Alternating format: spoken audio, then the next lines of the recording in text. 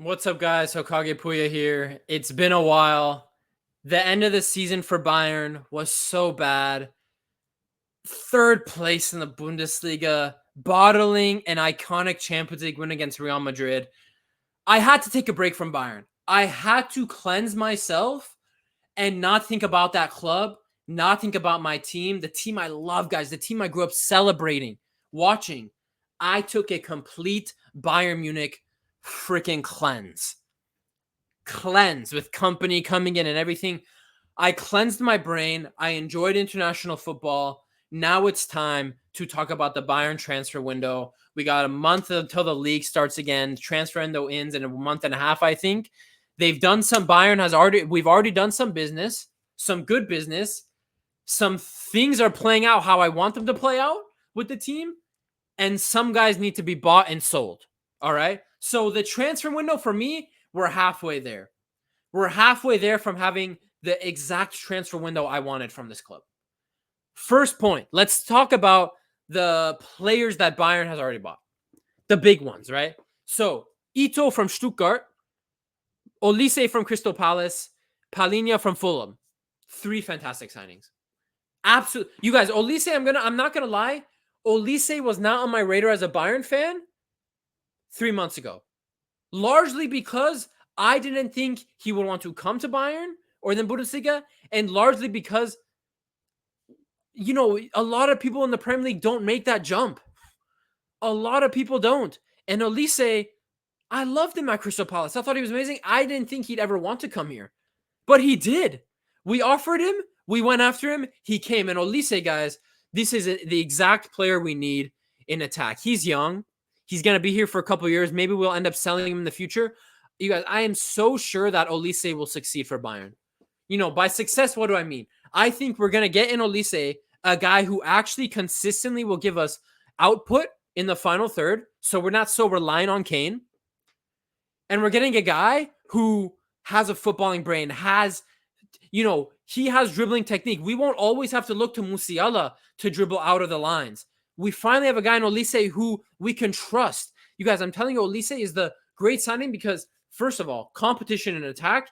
He could definitely start for this Bayern team. And you guys, he could cook in the Bundesliga 100%. So Olise, great signing. I cannot wait to see what he does. I cannot wait. Okay. My only negative is I don't know what to make of Company still. What is he going to do under Company? The fact that he came with Company as manager, Company has to be cooking something, right? So I'm going to trust Company, but the whole overarching negative or uncertainty around this video and the transfer window is, what can we trust Company? Let me just preface with that. So Olise, great signing. Palhinha, we should have got him a year ago. We should have got him 8 months ago, whatever it was during the winter transfer window. Didn't happen. Fulham are assholes. We got him now for a decent price. He's 29, but I think Palhinha is one of these late bloomers, and I think Palhinha isn't going to just give us 1 or 2 good years. I think Palhinha will be good for the entirety of his contract. And what you're getting from Palhinha is a guy who gets the dirty work done in the midfield. This is a guy whose first thoughts, Palhinha, are his defensive awareness. Where am I positioned on the field? Where should I be cutting passing lanes? Where should I be disrupting play? I need to get this tackle. His first thoughts are defensive actions, and this is what this Bayern midfield needed. Now, as much as I believe Kimmich is still one of the best midfielders in the world, and he is misunderstood, the Kimmich midfield thing was not a gimmick. I can admit about Kimmich, even though he said he sees himself as a 6, Kimmich's first thoughts and priorities on the field was not defensive work. And it never was. Although Kimmich can be a great asset in midfield to give you that defensive output as well as balls in behind and facilitating play and controlling the midfield, his first thoughts are not, as a midfielder, his first thoughts are not to be defensively sound, help out the back line, keep position, intercept balls, make tackles, positional play, defensive positional play. Those are not his first thoughts. And with Palhinha, we're getting that, and we're getting a very good player with that in that respect. Yes, he's coming from a team like Fulham, but you guys, as much as I hate stats, look at the stats, man. His performance at the Euros for Fulham against teams like City and everything, he's everywhere. And I think Palhinha in a stronger team now, he will be able to do more. He will be able to get more respect. And I think Palhinha, this is a great signing. Interested to see how Company will utilize him, because this was a guy Tuchel was pushing for. But Company came and we were still pushing for him. So I think Company also sees the immense quality and that Palhinha brings to the team. Ito, great signing. Now, Ito, yes, we ran Stuttgart. We took a Stuttgart player. They finished above us, second place, whatever. I get it. Ito was also not on my radar. But when the signing was made, I was literally like, what the heck?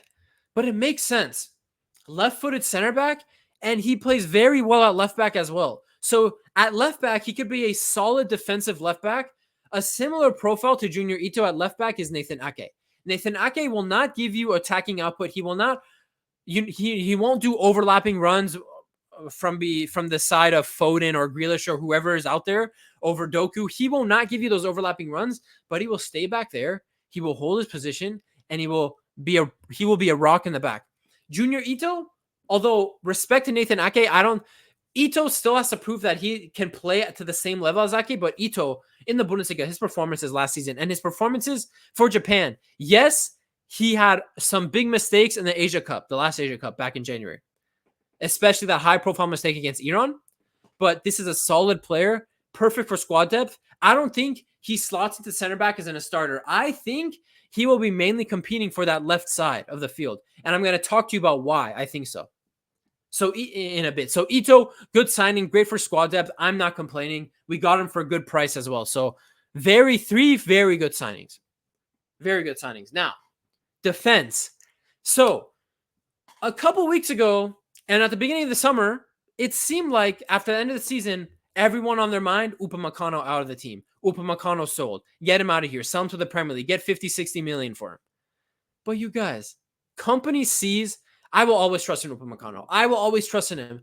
Did you see his performances at the Euros? I think Upamecano was a top 5 center back at the Euros. He was fantastic. He gave me belief again. And Company, for the attacking style he wants to play, he definitely wants to play a high-pressing attacking style, right? Not all-out Hansi Flick style, but he will play a more attacking brand of football. You need your Upamecanos, your strong 1v1 physical defenders to, on the break, speed on the break on counterattacks. We need a style like that. And Upamecano's ability out of the back is also crucial for a team that wants to play an attacking brand. So Upamecano, it looked like he was going to get sold.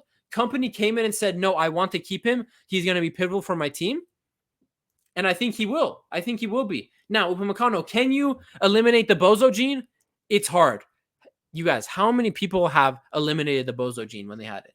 Special case Karim Benzema. He had the Bozo gene for 3 or 4 years. Real Madrid wanted to place him with Lewandowski for 4 or 5 years.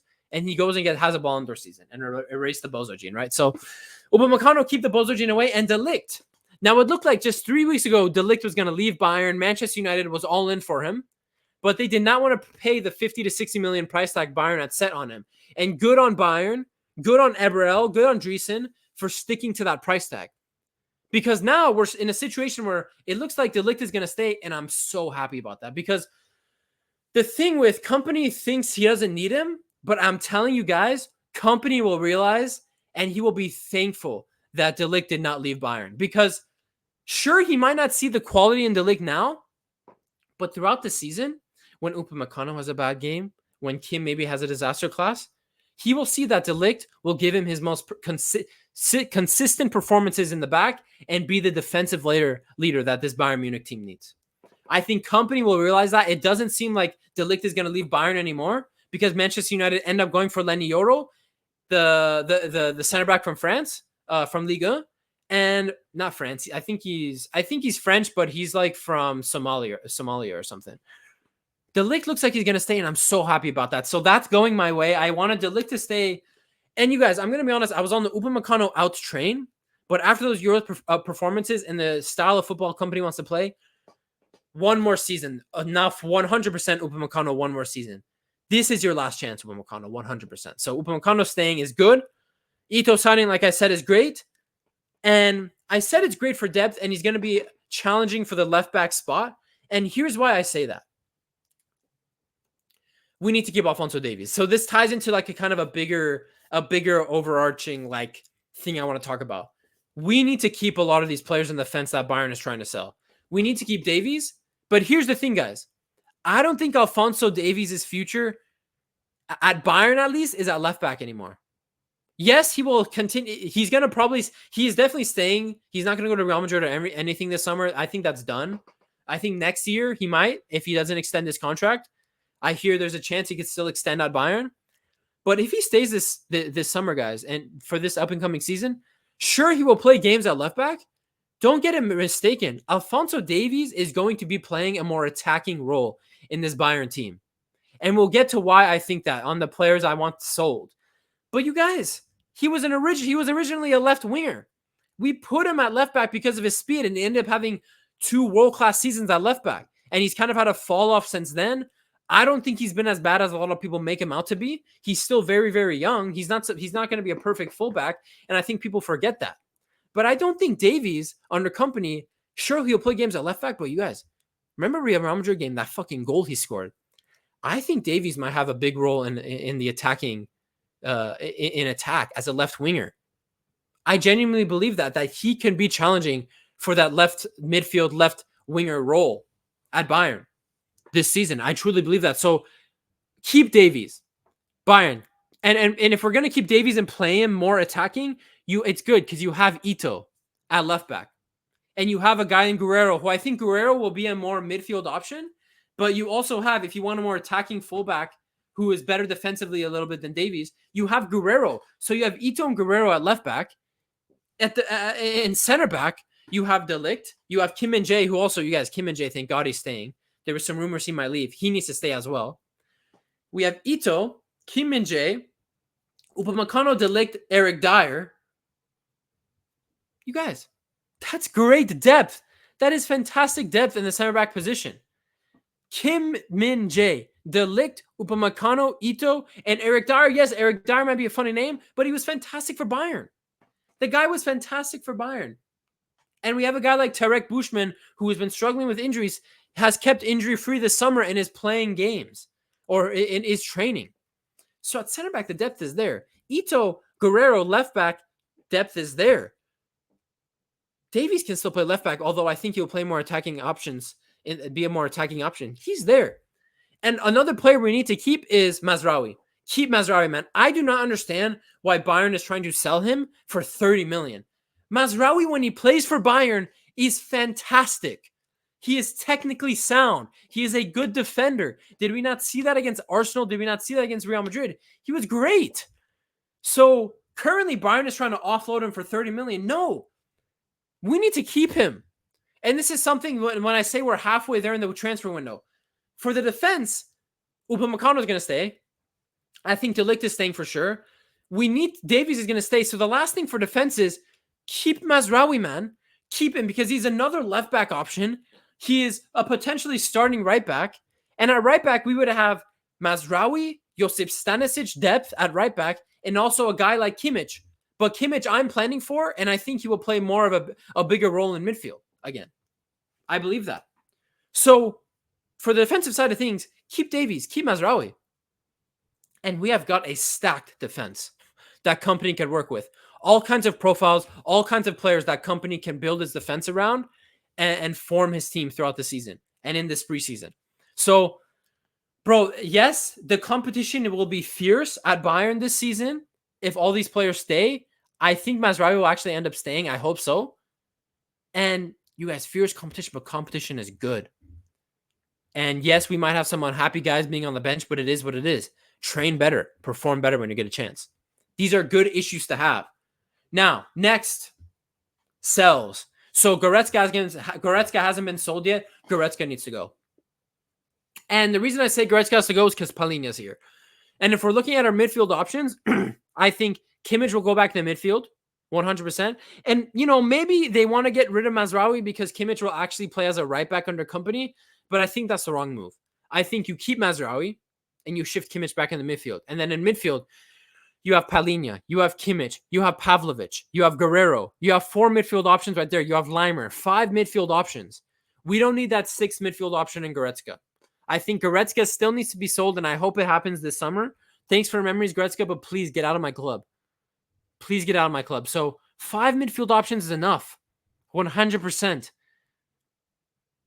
So Goretzka still needs to be sold. And the reason why I'm saying Davies might play a bigger role in attack is because next we need to sell one or two of these three players. Sané, Gnabry, Coman. Now, when I look at those three names, the player I don't want to get sold the most is Coman. Because out of those three, all of them have very different profiles. Sané, Gnabry, and Coman, very different profile players, right? But with Coman, he is the most direct out of those players. And yes, we're going to have Olise, who's a direct player who could take guys on. We're going to have Musiala, who's one of the best players in the world at dribbling, probably the best dribbler in the world, top two at least, him and Lamine Yamal. I think he's at least top three, Jamal Musiala. Coman, we need that direct. We need that direct play. And apparently, we want to try and sell him. I'm not totally against the idea. But out of Sané, Gnabry, and Coman, I think we need to keep at least one of them. And I think most likely for sure, Sané is staying this summer. Although after his horrible Euros performances and the constant knee issues he's had since January, which I think is why he hasn't played as impressively as he did in the first half of the season, I do think injuries are hampering that guy big time. But I think Coman might be the most likely to leave Bayern this summer. And if we do that, I don't necessarily mind because we still have guys who could take players on in Olise and Musiala. So out of those three, ideally, I'd like two of them to leave. I lean towards Gnabry and Coman because I think Sané, when he's playing well, he genuinely is one of the best players in the world when he's playing well. But we just need to get that out of him again. With Gnabry injury prone, and he's had weight issues. When he came back from injury last season in the second half, he was scoring, right? And remember his backheel goal, that really cool ass goal. But just, how many chances are we going to give him? So if Gnabry ends up staying this summer, this is his last chance this season. I think for Sané, Gnabry, Coman, Sané seems the most likely to get a contract extension, but this is Coman and Gnabry's last chance at Bayern if they end up staying. So I think one of those players should leave in attack. So I think Goretzka should leave. I think one of those players in attack should leave. And then this is where we get to some of the players I think we need to buy. Now, if one of those players of Sané, Gnabry, Coman leave, right? We need to get either Xavi Simons or Olmo from Leipzig. I prefer Xavi Simons because I don't think Olmo, as great he was at the Euros, and as amazing as a technical player as he is not consistent enough in my opinion, and he's injury prone. I would prefer Xavi Simons and Cedric. I think it's what's his first name, Cedric or whatever. Doué from France, another young stud out of France. We need to get him. So those are the people I'd want to buy: Xavi Simons or Olmo, and then Cedric Doué. I think that's his first name, Cedric. And I think those would be great attacking options because I think in defense, the depth is there. Neuer is still there.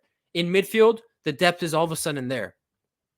If we get a Xavi Simons or Olmo and bring in Doué, then in our attack, we have Musiala. We have Olise. We have, I think one of Sané, Gnabry, and Coman will leave this summer. So let's say we have two of Sané, Gnabry, and Coman, right?